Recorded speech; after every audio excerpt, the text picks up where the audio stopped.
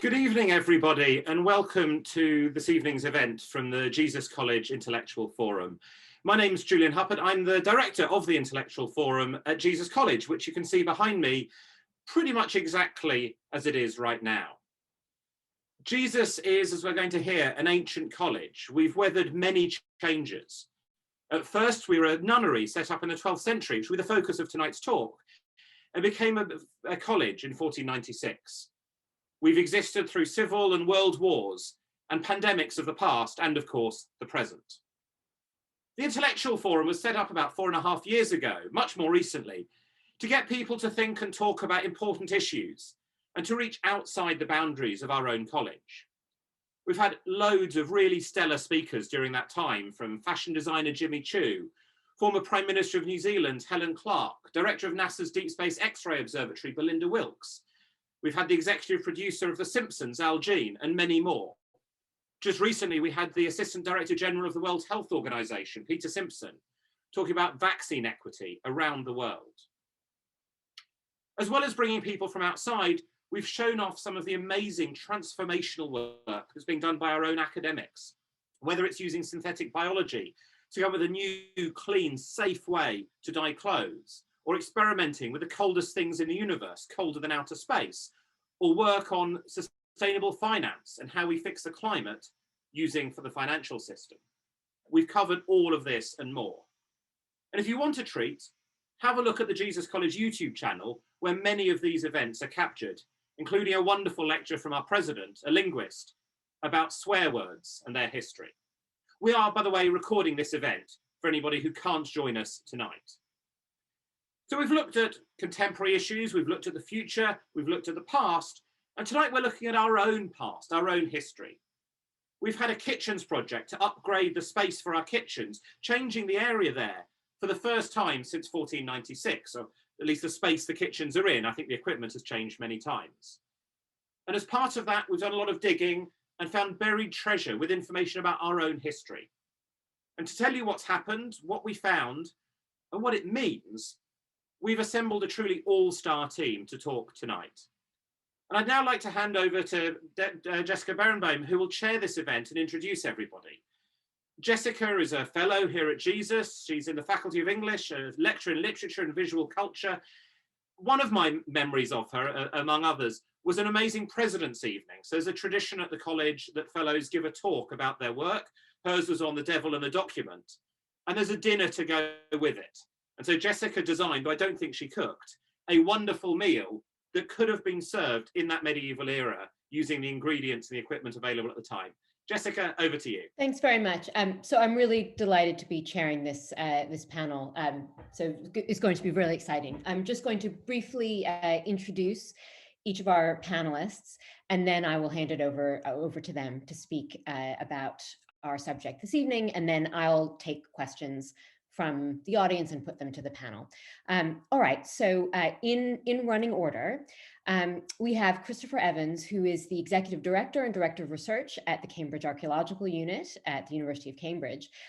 He's also the co-founder of the unit with Eden Hodder, and he has directed many fieldwork projects around the world, and published widely an extraordinarily diverse and extensive number of publications, including in the unit's historiography and fieldwork series.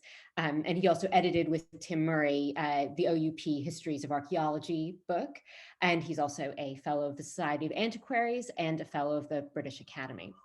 So Chris is then going to hand over to Preston, who's the lead archaeologist on our dig. He studied archaeology at the University of York, and he is now a project officer at Suffolk Office of Cotswold Archaeology, which was Suffolk County Council Archaeological Services, where he's worked for the last 11 years. And he's worked on archaeological projects in Yorkshire and Kent and in East Anglia. So Preston is then going to hand over to Robert, who is our fantastic archivist. He's been here for 5 years. He's also worked at several other Cambridge colleges, at Lincoln's Inn, and he's also worked in the National Archives. So he is particularly interested in Scottish history, and he has recently published a journal article on the graffiti of Jesus College. So this is in the journal Post-Medieval Archaeology, but really Robert knows about everything, and he has encyclopedic knowledge of our archives and history here.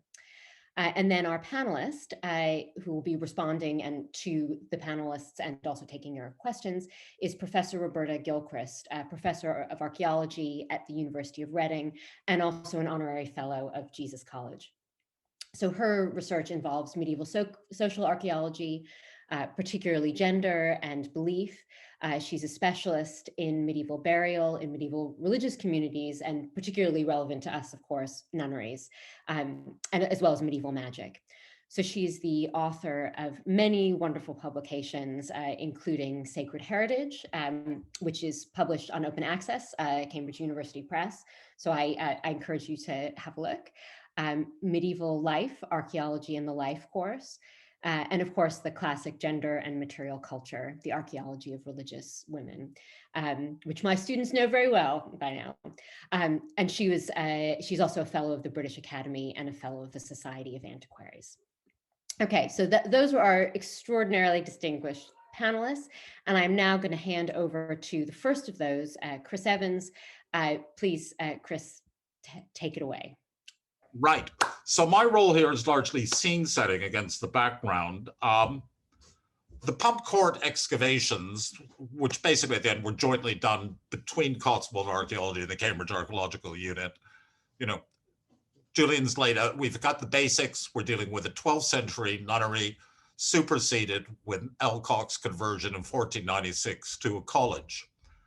And the background to this, which is why, for example, Roberta's participation is so absolutely critical here, is it is an extraordinary place, that it is, effectively it is a matter of successive gender-exclusive communities, largely all-female community superseded by what is largely an all-male community, a medieval college.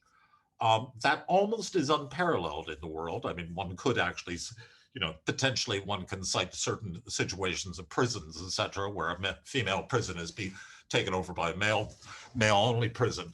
But it is an extraordinary place and archaeologically incredibly important.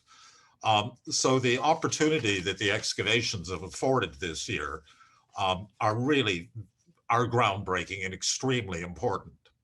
Now, over the last 30 years, there have been many programs of recording done in the college. Two most relevant are a series of excavations, which I'll talk about tonight, but there's also been many minor interventions, drainage works, sewage works have been recorded, and major programs of architectural recording. Tonight, I'll just highlight a few of these. Now, the map shown here is the core area of the college only. And of course, there's the much larger immediate environs where there's also been a huge amount of archaeological work undertaken over the years. There isn't scope to go into all this, but there is a considerable archaeological resource in terms of Jesus College. In terms of the sites I'll be talking about, apart from those in the core, the main one that relates to the nunnery in the college itself is down here. It's the new library site excavation and also the work that was done in the car park. Now, if you keep this map in mind, in terms of backgrounding, not a major point tonight, but is the fact that it's situated on the edge of the Cambs floodplain. The grounds of the college are also situated on the margins of the lower Roman town. And there has actually been quite a lot of Roman archaeology shown up by the maintenance workshop. Up at the north end, there is basically a Roman farmstead that has been that supersedes what was an Iron Age settlement before. But there's also been exposures of basically what seems to be the ditch systems marking the northern extent of the middle and early Roman town. Most critically have been the cemetery evidence. And as you can see on the right, this is one of the houses. There were 3 terrace houses on Jesus Lane, where in the mid-90s, they were taking out the floors. And this is what they found, and it's 30 Roman burials. It's quite, if you look in detail on the photograph that there is, though it's an old black and white, it's actually a May Ball poster stuck up on the wall there. But it's interesting then, it's 6 months later, Jesus then converted, again, was doing conversion work on some of its properties on Park Street. And again, more evidence of the Roman cemetery. It's unlikely to be the same cemetery, and that one is dominated by neonates, child's burials. But there is a considerable amount of Roman archaeology within the grounds of Jesus College. Now, essentially, the Roman archaeology has been, for the area, has been separately published over the last few years. There have been 2 main papers published in the Cambridge Antiquarian Society, which covers the work to date largely, and does show the relevant findings. The 1997 paper that we published, that was done jointly with Hugh Richmond, who was formerly of the Royal Commission. And he was one of, when they did the Cambridge volume, he was one of the, well, was the main surveyor of Jesus College at the time.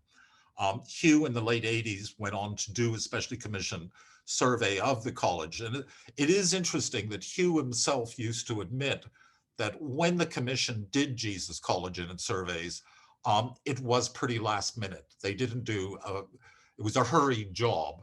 And so that there are elements of detail that they all admit to missing. But it's the work that was done by Hugh, and really it's his work, especially the 1988 survey did, was very, very thorough.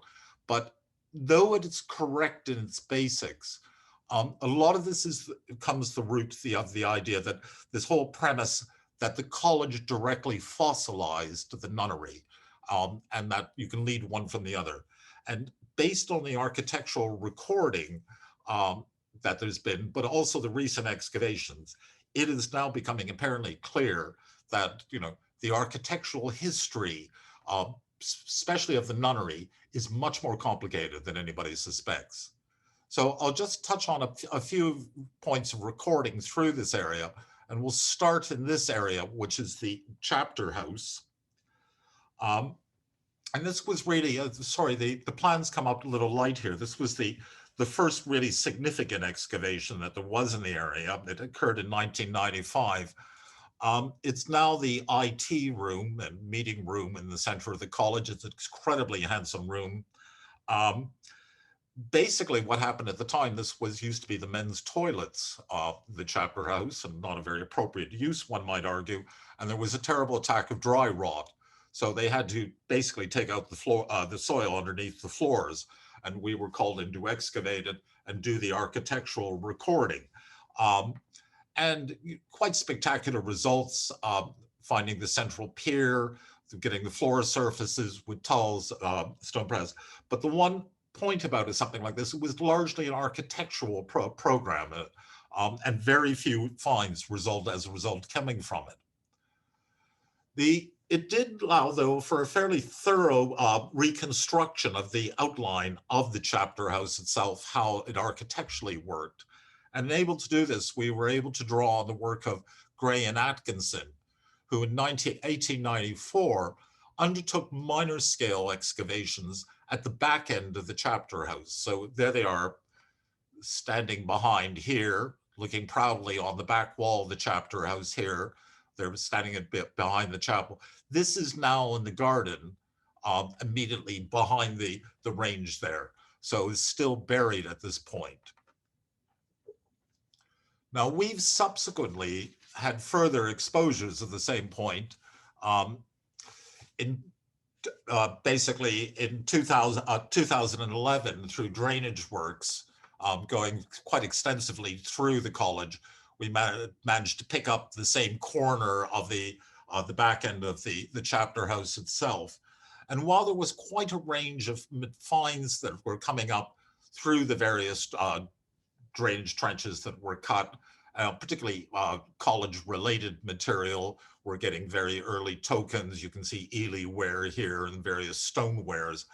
It did not come up with a substantial body of artifacts. So that though really offering an interesting insight, it's not itself to be able to say enough to be able to say anything particularly substantive about the sort of early communities or the early college use of the college in terms of its economy, etc. Now, amongst the main architectural recording programs that's been in the college, this one occurred in 2006, which then through renovations to the chapel roof, the CAU, we recorded the roof, and there was also a major program of dendrochronology undertaken, which was interesting in its results in as much as that it clearly demonstrated while there was reuse of early timber in terms of the building, basically most of the timbers are dating to 1510. And this is the difference here, that in terms of Willis and Clark's recording, for example, of the chapel itself, you can clearly see that here's the tower, and you can see the original roof line angle is still a scar up in the wall, and that Elcock dropped the pitch of the roof, as you can see on the Logan plan here. So this area of the roof here where the scars is actually that portion there. Okay. Now, other facets of architectural recording have included in the Master's Lodge, where there's quite a lot of work done in 2001. Interesting on a number of accounts, one of which is the unusual history of cupboards in the college. They seem to have played quite a prominent role. In this case, in the north wall, basically stripping off of the fabrics covering and the plaster work revealed this cupboard. And when you opened the door of the cupboard, there was a pier, one of the original piers of the chapel itself, of its nave, because of course, when the Master's Lodge was built, it cut off part of the length of the chapel itself. So there is one, and this is all now on display, but had been hidden away. Equally at that time, we recorded, they stripped off a certain amount of the paneling within the Master's Lodge itself. And here on the right, this is the second floor room facing where the back wall facing the chapel. And there, another cupboard, in this case, masking basically a viewing portal, which is basically that means that the master could attend church without having to go down, but it also means essentially that the master could do surveillance on who was in attendance in the church. As far as we were able to establish, the positioning of this is immediately behind the Rustad Memorial, which has some interesting implications if it ever gets re-exposed again. We've also done extensive recording, both in terms of the gate tower at the end of the chimney and the west range there. There are all kinds of architectural details. There's a lot of detailing that's been now recorded about how the details of how Elcock actually converted the buildings, the manner of his construction, obviously building at pace, the massive amount of molded stone he reused, etc. But it was very big scope, very fast construction. It's clear that Elcock did. This is just the room immediately above the entrance gate when the paneling was taken off here.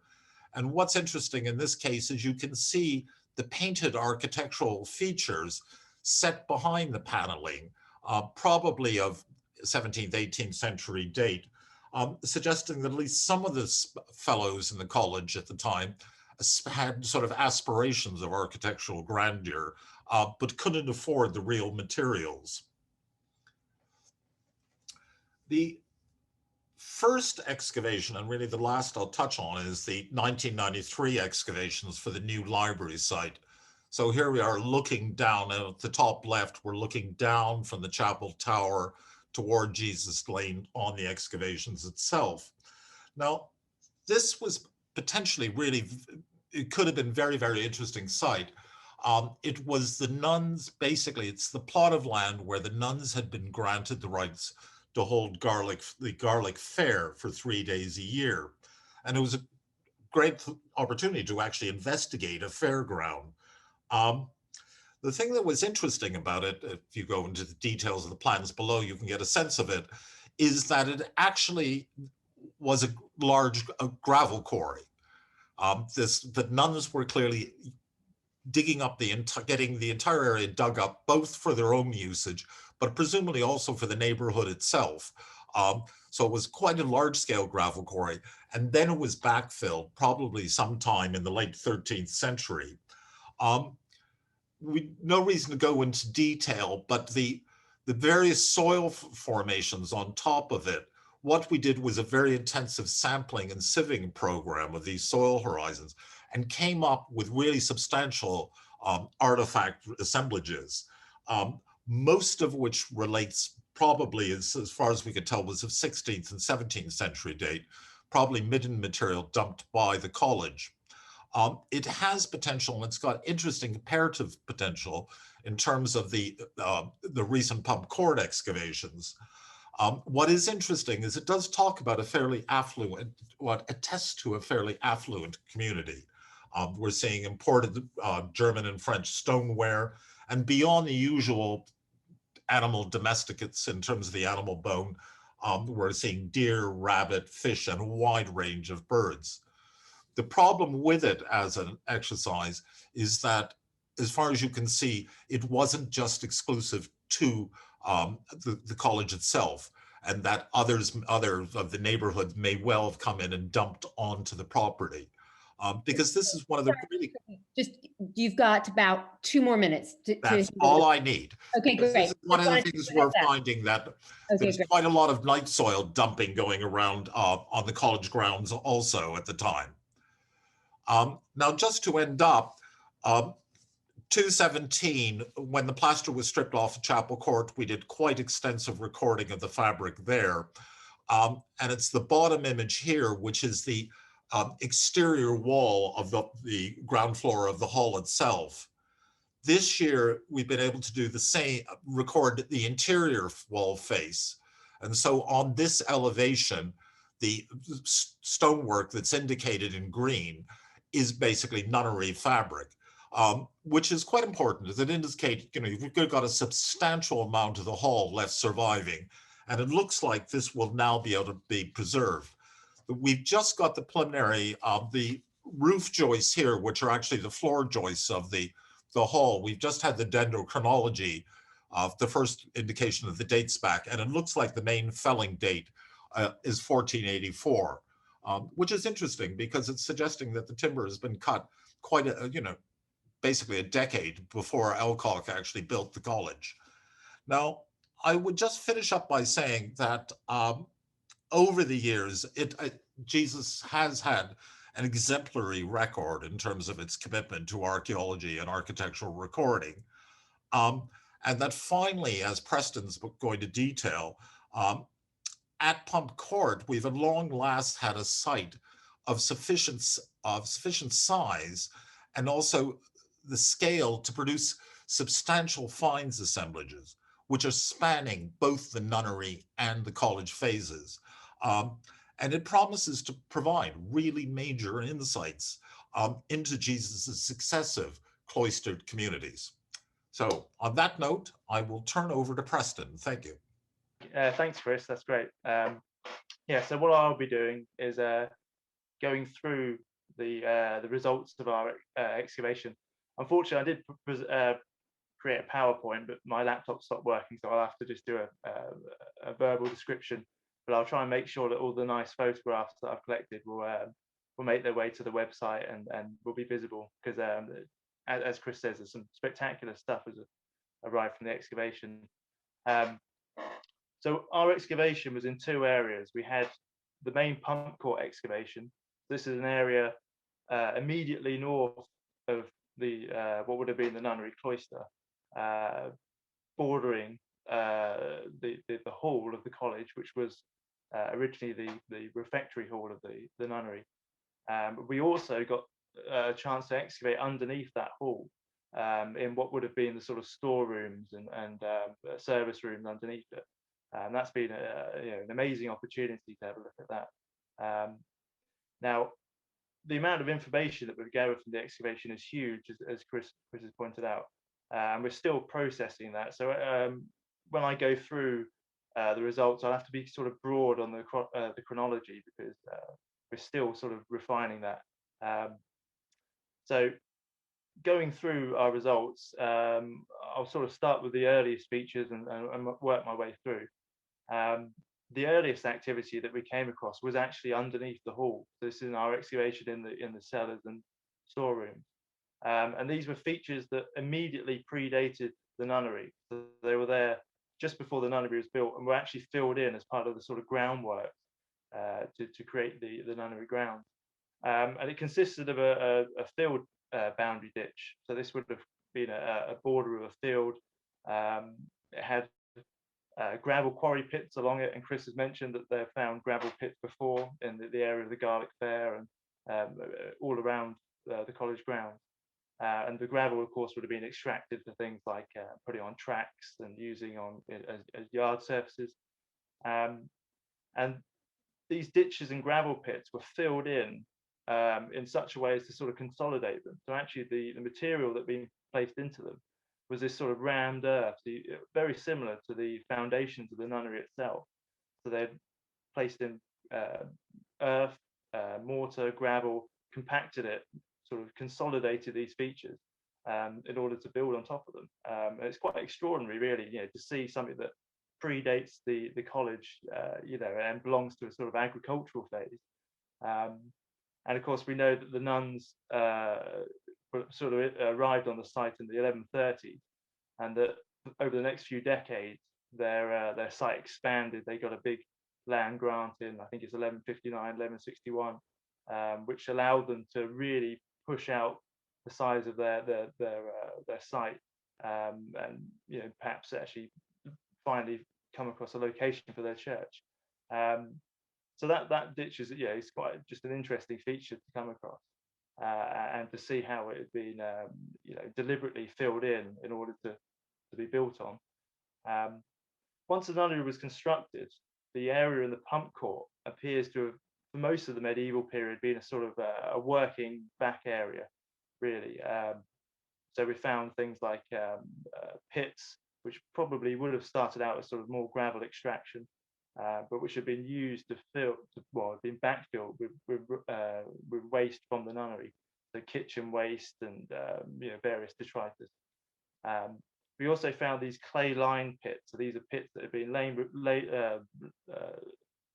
with clay in order to hold water. So they would have been used in various sort of steeping processes. And I believe that the CAU actually found similar pits in the library excavation that Chris mentioned earlier. The other things that we found in the pump court excavation that belong to the nunnery period are a series of ovens. So these would be quite large clay domed ovens. Obviously, the nunnery itself would have had ovens in the kitchen area, would have been for cooking and processing food. But these things are sort of would have been for, I guess, baking bread and so on. And they're quite extraordinary features. They would have been a large clay dome. The base of them was sort of made of cobbles, bits of stone that had been laid down, because the way that these things operated was that a fire would be lit inside the oven to heat it. Those cobbles on the base would sort of retain the heat, so that when they raked the fire out, so that they could place bread in there and so on to bake, the ambient heat would sort of be there to sort of cook these things and bake them. And these ovens were there for quite a while. We saw lots of phases of them. They've been demolished, collapsed, rebuilt. And that sort of gives an idea of this area as being like not necessarily part of the nuns' domain, but sort of the servants and then the sort of behind the scenes activity for most of the medieval period, at least. During the course of the excavation, we did find an awful lot of worked stone, so really impressive pieces. None of these were actually found in structures that would have existed in the pump court during the nunnery period. Most of it was material that would have been originated from the nunnery church and cloister area. And when that was demolished, this material was then reused in all sorts of features, which I'll go into later. But amongst this rubble were some really important finds. For example, we found these vault ribs that would have belonged probably to the nave of the nunnery church. And when the nunnery was dissolved in 1496, the nave was sort of foreshortened, and the sort of west end was demolished, and is now sort of site of the Master's Lodge. And to actually find vaulting that would have belonged to this is really important, and will really help us to sort of reconstruct how the nave of the church looked during the medieval period. As well as those vaults, we also found gravestones that would have come from the nunnery graveyard, and these were quite spectacular things, really. Some of them had decoration on, what's sort of called the Barnack school of decoration. One of them had a Calvary cross decoration on it. A second one had a sort of tree of Jesse type decoration. And these stones were really weathered, so they've been outdoors, so they're not tombs that would have been inside the nunnery church. They would have been in the nuns' cemetery, which would have been around the western side of the church. And they would have been exposed for centuries, given how worn they were. So really spectacular finds, but as I say, they're not actually from features that would have existed in the pump court. These are things that have been brought in later. One of the most interesting things that we came across is a mortar walkway, which we're still trying to tie down its date. At the moment, it's either going to be sort of late medieval, maybe early college phase. But it's caused a lot of interest because it's such a strange feature. We really weren't expecting to find it. But essentially, it consists of a sort of mortar walkway that would have run parallel to the main hall. And we've found evidence for a building attached to one side of it. And this building also had a mortar floor and was a timber frame building. So it had large timber posts. In a way that sort of suggests it might not have been a really important building, because most of the important structures in the nunnery period and college period would have been made of stone or brick. But it's still a very unusual structure, and tying down the date of that is going to be really important for us. And this mortar floor had replaced all of those sort of working features. Those ovens and so on were all buried underneath it. So it suggests that there's a real change sort of in the late medieval or early college period of use in the pump court area.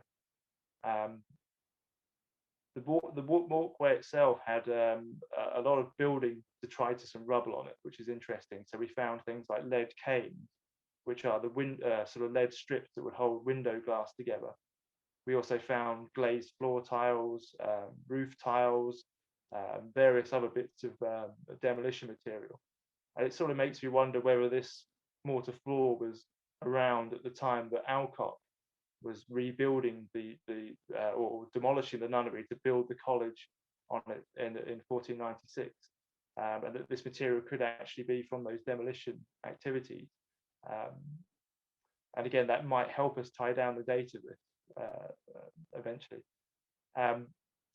Once the nunnery had been dissolved in 1496 and Alcock had established his college, we start to find college era features.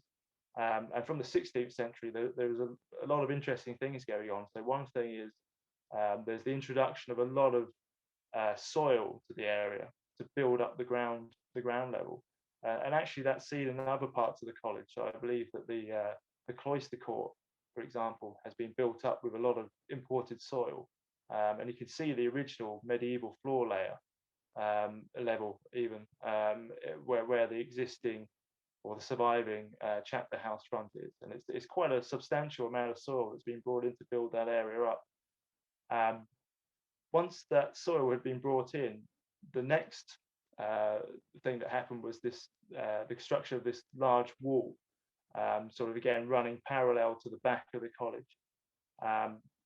We think that could be a sort of precinct wall, and there are some 16th century depictions of the college which aren't particularly accurate, but they all sort of show this sort of precinct wall going around the college, and we believe that maybe the foundations that we've found belong to some sort of 16th century wall sort of forming the back of the college. It doesn't appear to have survived for very long, and actually I think there are some late 16th century depictions of the college which show that the wall has disappeared, and so perhaps it's only something that's there for a sort of few decades in the 16th century. Once this wall had been demolished and parts of it had been robbed down as well, so we could see where people had dug through the foundation to recover stonework, because the foundation itself was built out of reused medieval rubble. And we received evidence that once that was then demolished, it was then robbed out a second time. We start to see all of these drains being created across the pump court area, and these were features that were running from the kitchen of the newly founded college and heading out towards ditches at the back end of the college area. The amount of these drains are we found several of them. There's several phases of them. Most of them made of brick with these sort of large slabs of stone capping the top of them, and that's actually where we found the medieval gravestones. So we had this Tudor drain essentially, and had these big slabs of stone on. We flipped them over and realised that that we're dealing with tombstones that have been reused from the nunnery cemetery, which it's kind of an interesting use for them, but that's what happened. The reason that there were so many drains coming out of the kitchen and draining into these ditches might suggest that the population of the college was increasing. It was larger than it had been in the nunnery period. There was a need to create more drainage features. Another interesting thing is that in the 16th century, the university became very concerned about sanitation. So, for example, in 1544, I think there's an act of parliament which empowered the university and the mayor of the town to start taking control of things like sanitation in Cambridge, removing night soil. And I think Chris may have mentioned that there's a lot of night soil around the college grounds that's been brought in from other places. And there's a real concern to create drainage features around college buildings. The sort of concern that there could be disease and so on. So perhaps that's also why we start to see all of these drains appearing in the 16th century. Those drains were feeding into a ditch, which appears to sort of head towards a network of ditches at the western end of the college grounds. An old map showed those ditches feeding into the King's Ditch, which began life, I think, as the sort of medieval defensive ditch around Cambridge. But by this period, the 16th century had essentially become a big drain or a big sewer, open sewer for the town. And that appears to be where most of the material from the early college was going, into these ditches and away to the King's Ditch. Those features then appear to have been backfilled in the 17th century, those ditches and drains. And we found a lot of midden material, so sort of waste heap material that had been pushed into these ditches to fill them in. Lots of sort of kitchen tablewares and so on from the college. And again, as Chris says, that finds assemblage is going to be really important for us to sort of compare what's going on in the college period to what was happening in the nunnery period. The reason why the ditch was filled in the 17th century might have been because there was a new ranges of buildings being built in that area. So in 1638 to 1640, there was a new building constructed just to the northwest of the pump court. That building probably sat over what had been one of these sort of drainage ditches coming out of the college. And perhaps that's why they filled it in, because they're starting to construct buildings over that area. In the 17th century, we start to see gardens and yards being constructed in the area of the pump court, and we have depictions of those. So, for example, there's a prospect of the college drawn in 1688 by David Logan, which shows us essentially what was going on there. And he shows these sort of kitchen gardens and orchards, and he shows a sort of what appear to be just sort of sheds lining one side of one of these yards. And we actually found those structures. So we found these sort of garden walls. In terms of that shed building, I mean, it's shown on David Logan's plans of 1688, and it was still there until 1822. And on the plans and prospects, it doesn't look particularly spectacular from the outside. They just show it as essentially a side sort of storage area. When we excavated it, we actually found that underneath that building were extensive cellars, and these cellars have been rebuilt over time. They've been underpinned, lowered. Some of them had been filled in. Others had sort of changed direction, where we could see how they'd demolished walls between some of the cellar chambers, and then inserted new walls. There was a lot of reused medieval stonework in the walls of this cellar.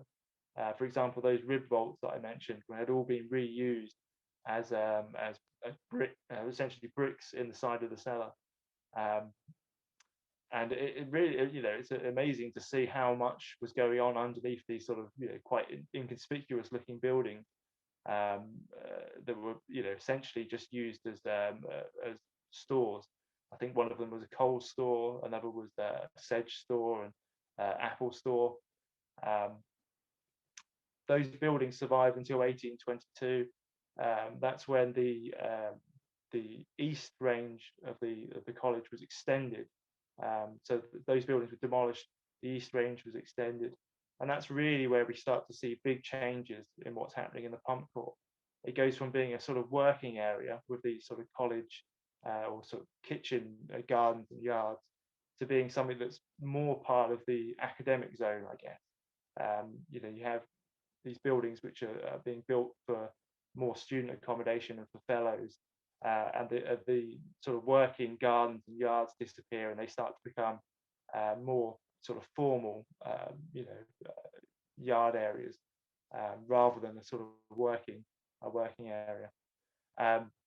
And really that happens, it increases in the sort of second half of the 19th century, when more buildings are created around the outside of the pump court. So Alfred Waterhouse constructed a building to the north of the pump court, and then he built a new hall actually within the pump court itself. And this was a servants' hall, which was built up against the original college hall. We found the foundations of his hall that had been built in 1875. Quite a substantial building, really. Foundations have been quite destructive. They've gone through quite a bit of archaeology. But that hall had been there until 1962, I believe, which is when it was demolished. And essentially that area after the demolition of the building stayed the same until we came along and excavated it. So in terms of what we found in the excavation, I mean, it's this idea that it's the succession of two single gender communities, the all-female nunnery to the all-male college, is a really important one, and something that's going to be really exciting to explore. But there's also this change from it being a sort of working area to becoming more part of the academic side of the college. So it's very exciting, and I hope to share pictures of it on social media too. So that's my part of it. I think I'm now handing over to Robert, I believe, to sort of look at the archive side of things. So I'll hand over that. Yep, great. Thanks very much, Preston. So what I'm going to talk about, first of all, let me share my screen.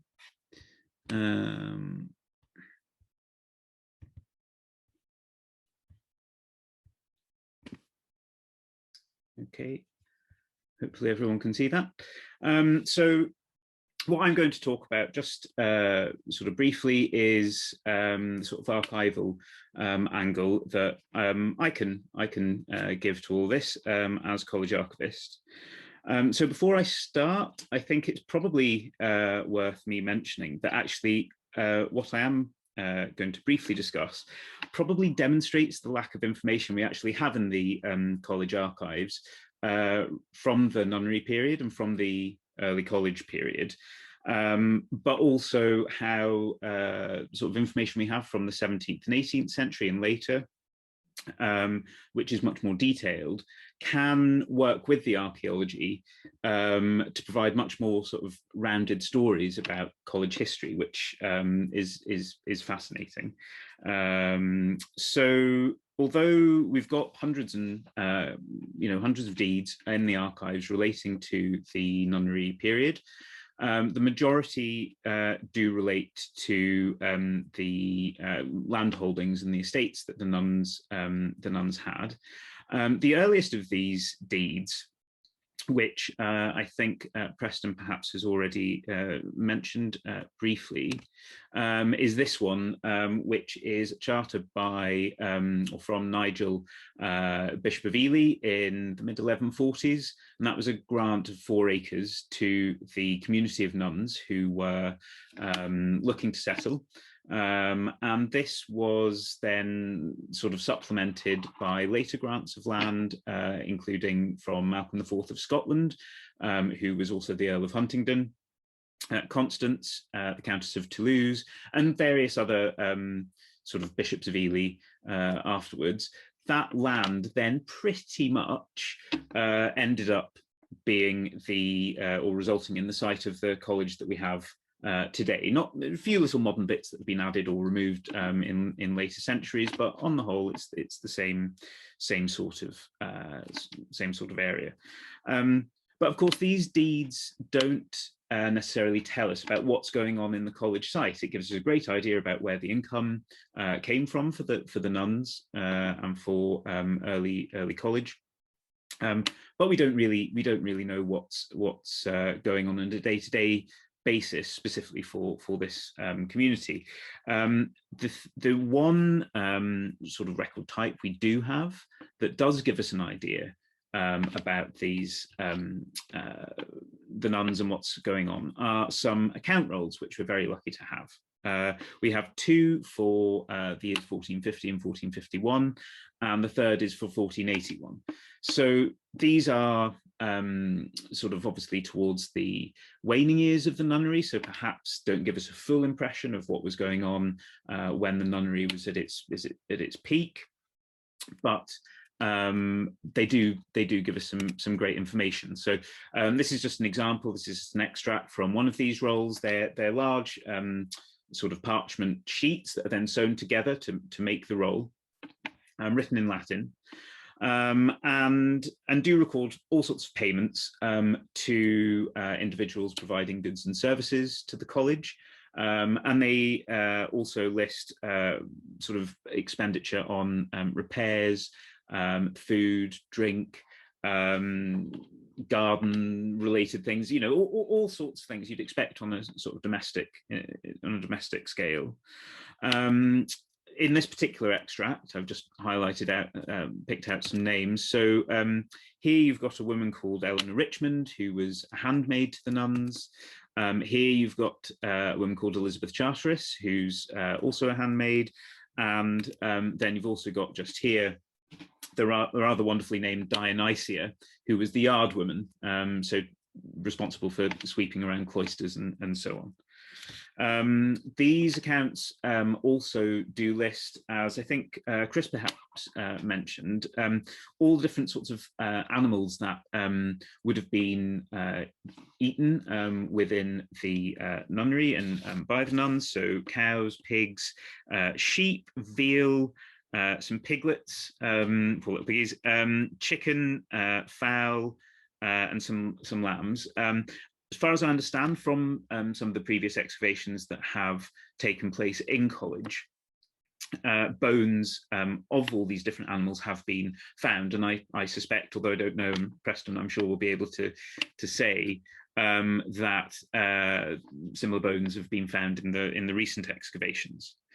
In terms of sort of the religious side of life to being the nunnery, we have no devotional texts or books or anything that survived from the nunnery that were passed into the college collections, unfortunately.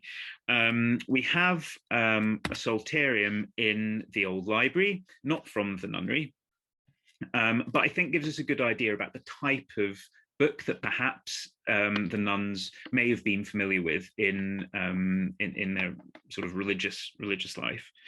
Now these volumes were, of course, often held together with metal clasps, one of which we have here, which was found during the excavations in 1998 that Chris mentioned. This one I understand could be late medieval, but I'm very happy to be corrected on that. And I also understand that further sort of clasps and so on have been found recently, again in the kitchen excavations. So, but these account rolls, sorry, they are the only detailed information we have that gives us an idea about the lives of the nuns, which is a real shame. And I think sort of the archaeological work that has been done in the past and that's been doing now is so important to our understanding of the life of the nuns, in, you know, particularly where we have this lack of documentary evidence. And in some ways it's the same with the early college years as well. So we've got college accounts that start in 1557. And this is a sort of early, well, maybe mid 18th century binding, not original. So to the content. So the accounts here, much the same as the nunnery accounts, detail expenditures and payments, also income from college estates, and so on. They give, though, a bit more detail than the nunnery accounts, slightly more extensive. For example, this page I've brought up here is for expenditure in the promptuarium, which is the buttery, and the coquina, which is the kitchen. And the couple of things I've highlighted here because it sort of took my interest. So you've got some chopping knives, which you can see just here. You've got some cleaving knives, which you can see just there. And there's a lovely kettle and a pan right at the bottom there. But these accounts also contain references to pots and porringers and various breakable goods, shards of which I suspect will probably be turning up in the sort of spoil heaps and in the excavation material from the recent excavations. There are a few earlier records in the college archives that give us a bit of an idea about what's going on, but not to any great extent. So these are some room rentals or rental rolls. So, but they purely detail the information, the finances, sorry, coming in from college estates, many of which were transferred from the nunnery on the foundation of the college.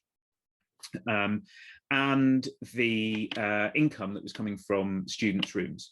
We get the location of where the students were in the college. It's quite interesting, but again, not the sort of specific details about college life. But towards the end of Preston's talk there, he did mention that we have a good amount of detail from the early 19th century relating to some buildings at the back part of the college. So here is the plan that both Chris had in his talk and Preston was referring to just there. So if I just do that. So I think these are the buildings Preston mentioned. So there's a range of these sort of outhouses on this side and up here. They are, I think, the ones that Preston was referring to. But we get the 1822 date demolition because when the first test pits, I think, were perhaps dug in subsequent conversations I've had with Preston during the excavations, I was asked, have you got anything in the archives that sort of, you know, gives us an idea about what these buildings could have been? And I was actually able to say, well, I think, based on what we've got there, that they were actually demolished in 1822 between May and September by a local builder called John Turner, which was quite a nice thing to be able to do. The receipts that were submitted by Turner for the, you know, his expenses in demolishing those outbuildings, they're sort of where we get the information about what the buildings were being used for at the time of demolition. So these are the receipts as it is, and those uses include, as Preston mentioned, a coal place, a sedge place, a sort of storeroom for these apple stores, a shoe place, I'm assuming for cleaning shoes, Willis's coal place. So Willis was the college cook, so this is presumably all the coal he had for maintaining the fires in the kitchens, and a stable and coach house, which on this drawing, on the sketch here, I'm guessing perhaps that the stable and coach house are these buildings just at the end, just because there are the paths going to them there. But I think that sort of interaction between the archaeology and the archives, although the archaeology is filling in the big gaps we've got in college history and our understanding of college history and the nunnery history, early college history and nunnery history, I think the later college sort of history we have 17th, 18th century, when we have more documentary evidence, can tie in so well with the archaeology, and we can really inform each other about about what we're interested in, and build up that bigger sort of more rounded story of the college. And I love that. I found that absolutely brilliant. But anyway, I'm going to stop there, and I am going to pass back over to Jessica.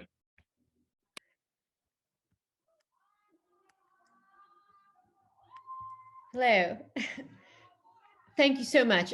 That was absolutely wonderful. And thank you to all of you for those brilliant talks. It's just so fascinating and really, really exciting stuff. We actually already have some questions coming in, and I would encourage everyone in the audience to please send in questions using the question function, and I'll put them to the panelists. While I wait for those to come in, I might ask if she's willing, Roberta, to just say a few words about the kind of broader significance of this, or put some of these sort of findings and discoveries, and also the connections with the archives, in a kind of broader picture of archaeological practice. If you're happy to do that for a moment, Roberta, while I wait for the— Of course, Jessica. Lovely, thank you so much. Good evening, everybody. I've been hiding in the background. I just want to thank all the speakers. It's been really exciting for me to find out more about the excavations that have been going on. I wanted to start out by really stressing the significance of all of this. Obviously, it's important in terms of the history of the college, but I think it's also maybe useful to do a bit of scene setting and point out how exceptional Jesus College is in representing a medieval nunnery, because we have very few nunneries actually surviving, because they were demolished at the Reformation and so on, but also because they've been very seldom studied. So I would say that St. Radigan's, or Jesus as it is now, is really unique in an English context in the amount of medieval fabric that survives. It's very rare. The only kind of comparable one would be Les Coques in Wiltshire, which is a National Trust site that you can go and visit, where the cloister is there, but the church has been entirely demolished. But this is really also very rare, because so few medieval female religious sites have been subject to modern excavation.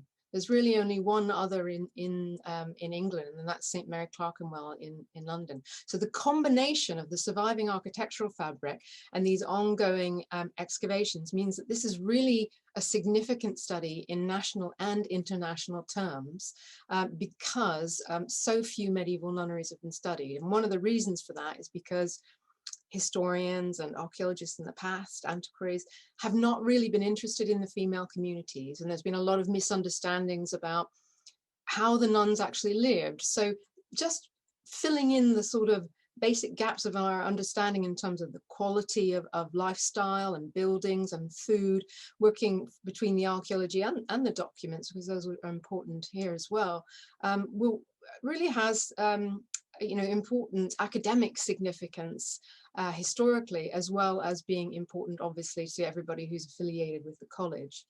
And there are some very specific questions then that might also be posed around the unique transition between a female community and a male community.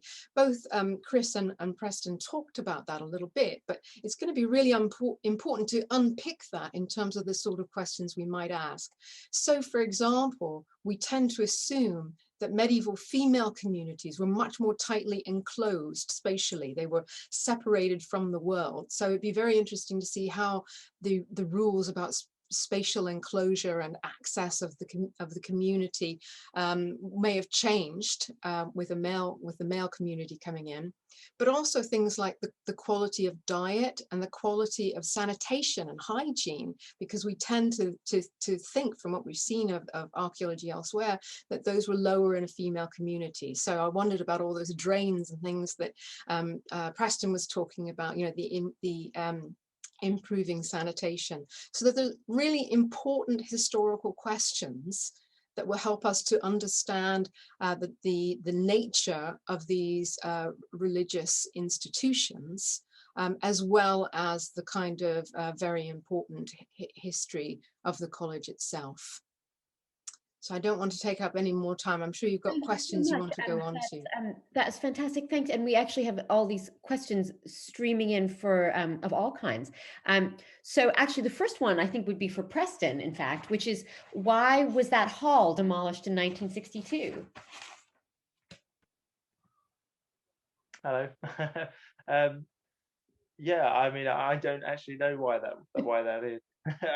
It'd been used as the servant hall, I believe. Which is why it'd been built.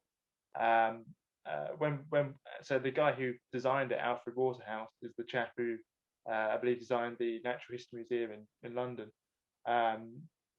as well as various other buildings around the college. His original design for what he was going to build there was quite small, actually. So the building that was finally put up was quite a large one. It was quite tall as well, about as tall as the building surrounding it. Personally, I don't know why it was demolished, but I know it was demolished without much record, actually. And for a building that's that late, you know, from 1875 to 1962, to have such poor records for it is really, really unfortunate. You know, even it's just the basic outline. But one of the interesting, I did forget to mention, was one of the interesting things we did find during the excavation of it was a well that had been reused in the building. And this well, we don't quite know the age of it. It's possible that it's late medieval. I kind of suspect probably early college, but it had been in use right up to the 1960s. And in fact, it appears to be the well that had a pump attached, which might even be where the name of the pump court comes from. So that was quite an interesting find. And as I say, it was just filled with concrete in the 1960s. Wow. I don't know the answer to why it was demolished, but I don't know what the other stuff. Cool, thank you so much. Actually, we have another question which kind of follows on very well from what Roberta was just speaking about, and some of the things that the others were speaking about as well, which is about sort of nutrition. So the question is it possible to work out how much meat was eaten as opposed to other food proportionally at the time? And I think I'd just be interested even more broadly in thinking about, you know, how and what and in what ways does the archaeological and maybe the archival evidence too, if you have accounts, what does that show about diet and as this question asks in particular about meat consumption?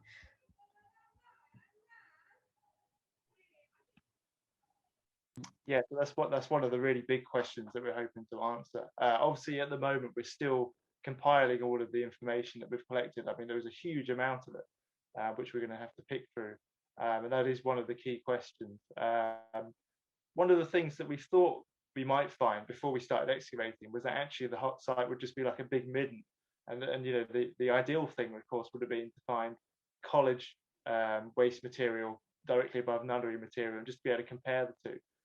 But as the excavation went on, we found that actually the site was a lot more complex than that. It hadn't just been used to dump waste. So, you know, trying to compare that material, yes, that's one of the really big things that we're going to be doing at the moment. You know, we're still processing that information. Cool.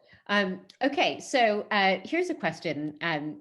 What's the most surprising thing that was found? Wow, God, most of it.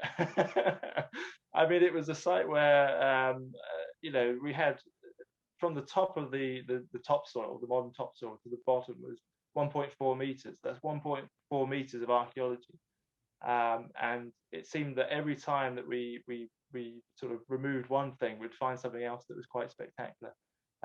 One of the things that sort of sticks out is So that those cellars that we had that belonged to those storerooms that were demolished in 1822, there was a wall of one of the cellars that was made of stonework. It looked pretty, interesting. When we actually began to take that apart and turn them over to see this sort of reworked, that they were actually medieval stones, and actually quite impressive ones. So finding those bits of vaulting was really amazing, and just to see the amount of paint on them, which suggests that they've been used, they've been part of the church for centuries before they were demolished.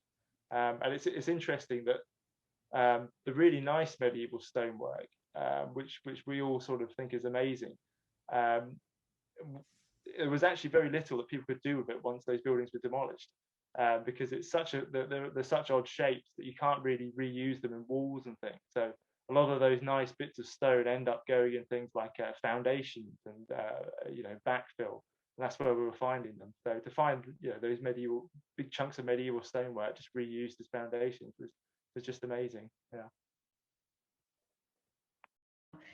So here's a question, actually. I'd be interested in any or all of your responses to this one. So we have a question about sort of the site of the college more broadly. So assuming it were possible, hypothetically, theoretically, where in the college would the panelists most want to do further excavations?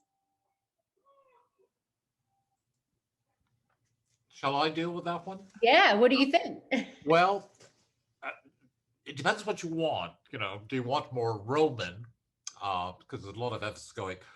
I think the main one is basically on the northwest side of the chapel at this point. I mean, Jesus is such an extraordinary place, and it's so archaeologically rich.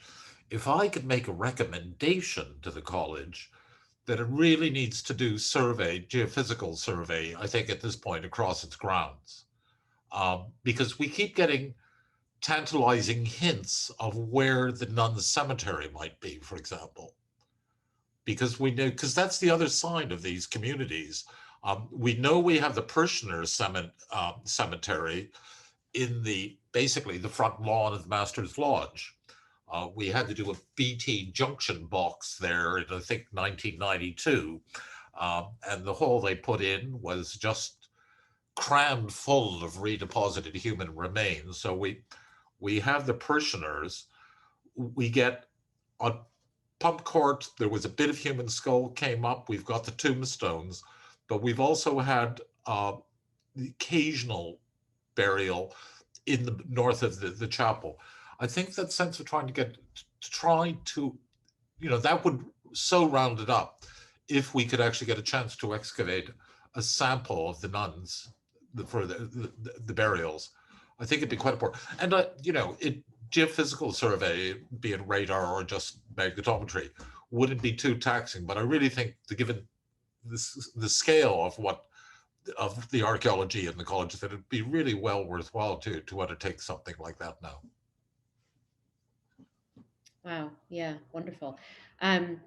So we have a question, just probably maybe for Roberta, actually, about how the daily life of a nun was or was not similar to the daily life of a monk during the monastic period of the college. And I suppose, if you don't mind my kind of tagging my own question onto that, what might the finds or excavations or the college fabric more generally have to suggest about that kind of historical comparison, or advancing understanding of that kind of historical comparison?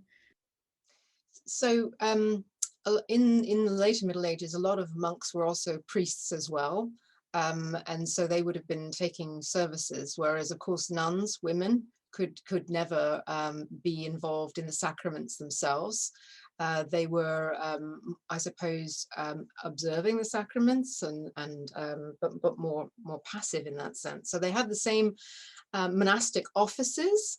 They would have had their day structured in the same way, but they were of course reliant on priests coming in to undertake the religious observances for them. They were less likely to be kind of saying prayers on behalf of others, whereas monks were doing chantry masses and things like that in the later Middle Ages. There's also an assumption that religious women were less literate than religious men, and that therefore they weren't kind of spending their time in the scriptorium copying out manuscripts and things like that, or doing the sort of reading. I think they did, but they may have been reading books in the vernacular rather than in Latin. So there are some differences there. In some nunneries, they were also involved in educating children. They would take children in and kind of run a school. Some also had infirmaries, sort of not quite hospitals, but caring for the sick. So the archaeology would be very useful. That geophysics that Chris was talking about would be great to know whether whether we have a cemetery, whether we have any evidence for something like an infirmary, and whether the quality of daily life was different, because from what we've seen elsewhere, the standards of living in the female communities were much lower than the male. Then there's a question of whether that was poverty or whether it was actually like a sort of voluntary asceticism, where they're actually trying to live a poorer life as part of their piety. So there are a lot of questions about their lifestyle. And it would really, as Chris says, be really great to actually have some excavated graves, because we could then do things like isotopic analysis, so we could also find out what they were eating and things, and that would be the kind of the bit of the puzzle we really know to be able to answer questions like what were they eating and what was the sort of quality, and also where did they come from, how local were they, and so on, because we don't have the documentary evidence for that. Thank you. Okay, so I think we have time for a couple more questions. So I'm going to kind of consolidate some questions that are on that seem to be kind of hovering around similar topics. So a lot of people have asked about the nature and reasons for the transition from monastic to college site. And I think I'm going to actually turn this one to Robert, because he's very immersed in the history of this, and also will have a good sense of the documentation. But I think some people at least seem to be aware that there's historically been a lot of gossip about the nuns.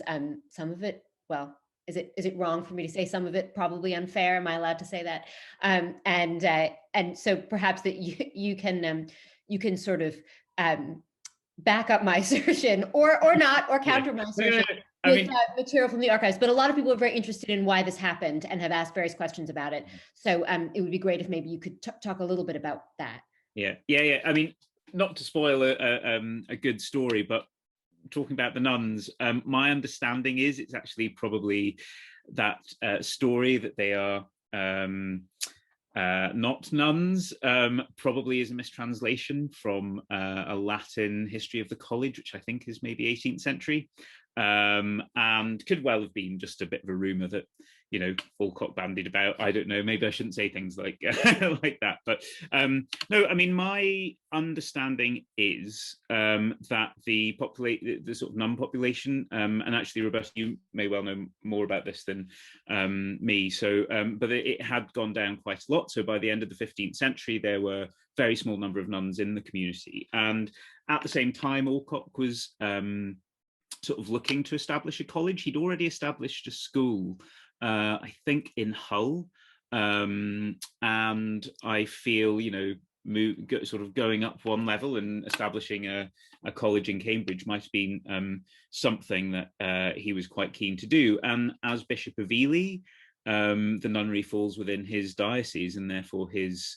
sort of remit. So my sort of assumption is, and again, because of the lack of documentary evidence, it's sort of what I feel, but I think he's wanting to set up a college. He's the Bishop of Ely. He notices the nunnery, the numbers of the nuns are sort of on the way out, and Cambridge is obviously just emerging as a good centre of education, and he wants to get in on that. So he decides, right, I can dissolve this nunnery, I can set up my college in its stead. We've got a good set of buildings we can redevelop and so on. So that's kind of that's my interpretation. That's what I feel sort of kind of going on. Yeah. Thanks. Yeah. So we have time for one or two more questions. We have one about the dendrochronological finding for the hall floor. So what does that 1484 finding suggest for the understanding of the hall and the upper hall? So is more of that, or is that more Alcock rebuild than was previously thought? So maybe Preston and or Chris can kind of weigh in a little bit on that. Well, I think probably I've just got, I mean, literally 2 days ago, we got it, and they are preliminary dates, and dendrochronology does take a while to work out. So it suggests 1484.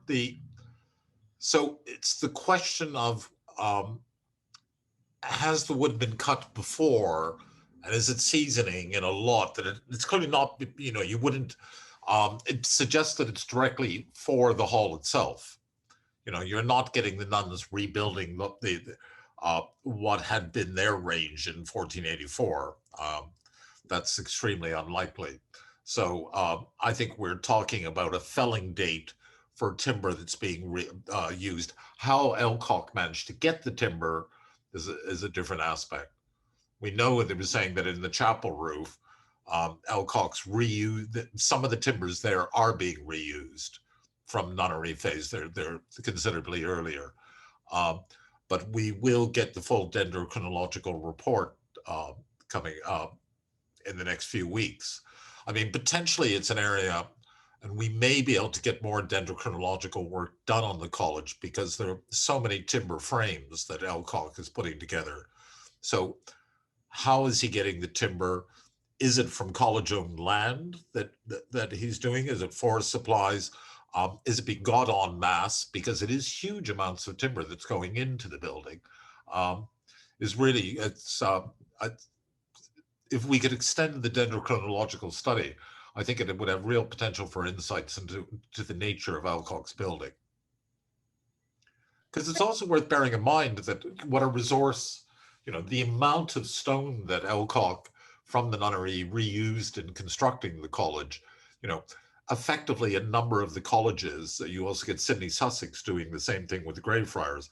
They use the monastic institutions that they're on their land as quarries, you know, because it is a source of stone for them, and we're in an area where it's very difficult to get stone.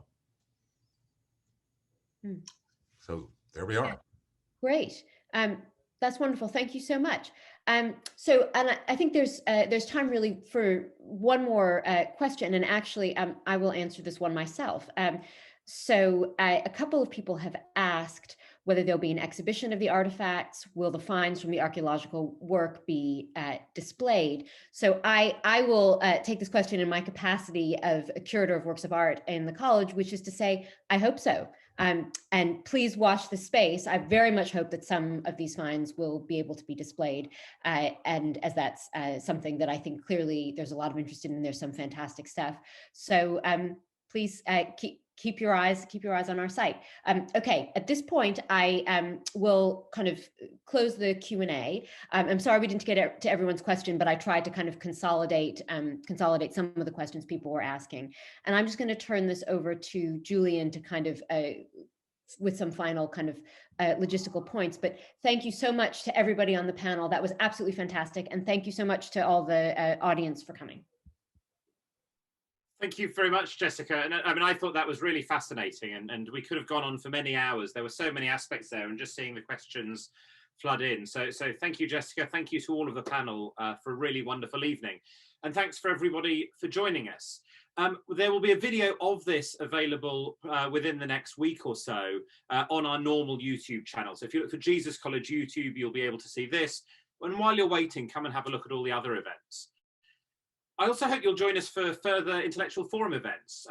For example, our next one, whereas today we've been looking at the past of the college, next Tuesday on the 29th, we're looking at the future with the award-winning author and philosopher Roman Krznaric, author of The Good Ancestor and much else.